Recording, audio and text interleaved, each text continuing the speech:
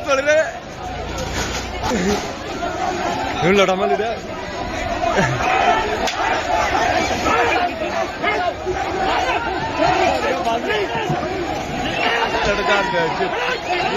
लटकार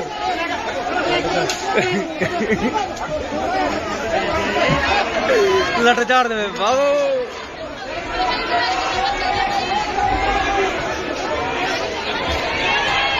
वैसे ढूंढी ढूंढी दमन अरे मारे ढूंढी ढूंढी दमारी ना तू मारो यार।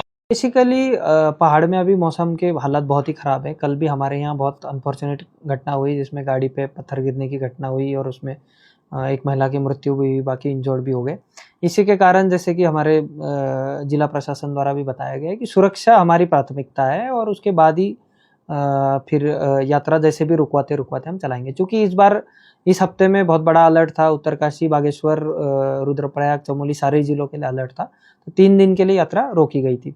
हम जिले के पॉइंट से ही गाड़ियों को वापस करा रहे हैं, पर कुछ पब्लिक ट्रांसपोर्ट या लोकल के लिए जो ट्रांसपोर्ट फैसिलिटीज अवेलेबल है उसका सहारा लेते हुए यात्री जिनको नॉलेज में भी है कि यात्रा रूट बंद है फिर भी वहां पहुंच रहे और जिद कर रहे हैं कि उनको जाना है। तो सबको एक शांतिप्रिय तरीके से ऐलान किया जा रहा है कि आप 2 दिन रुकिए, जैसे ही मौसम के स्थिति ठीक हो जाएगी उससे उनको भेजा जाएगा। तो उसी में एक नोकझोंक हुई, पर इसमें कोई वैसे बात नहीं है, कोई लॉ एंड ऑर्डर की स्थिति नहीं है। 50-60 लोगों को वहां से मतलब जो भीड़ करके कोशिश कर रहे थे बैरिकेड लान के क्रॉस करने का, उनको रोका गया। आज केदारनाथ यात्रा मार्ग पर सोनप्रयाग में जो कुछ भी हुआ वो बहुत ही विभत्स और भर्त्सनीय है। वो कुप्रबंधन और असंवेदनशीलता की पराकाष्ठा है।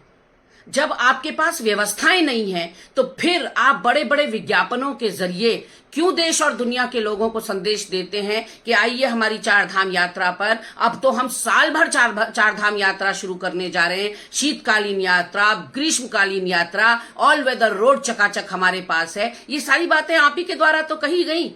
और मैं अभी भाजपा के प्रवक्ता सुरेश जोशी को सुन रही थी, उन्होंने कहा कि शायद इन श्रद्धालुओं को पता नहीं था, जानकारी नहीं थी कि रेड अलर्ट है उस क्षेत्र में, रुद्रप्रयाग में, और शायद यात्रियों को नहीं पता था कि यात्रा बाधित की गई है। तो जब ये बात स्वयं भाजपा स्वीकार कर रही है कि यात्रियों को नहीं पता था, तो ऐसे में क्या ये सलूक किया जाता है? यह है आपका अतिथि देवो भव की संस्कृति? ये तो काला धब्बा है जो आप लाठी चार्ज उन पर कर रहे हैं। आस्थाओं पर चोट नहीं मारी जाती, लाठी नहीं मारी जाती। एक तरफ कांवड़ियों पर के पांव पखारेंगे, हेलीकॉप्टर से पुष्प वर्षा करेंगे, वहीं दूसरी तरफ इनका क्या दोष है?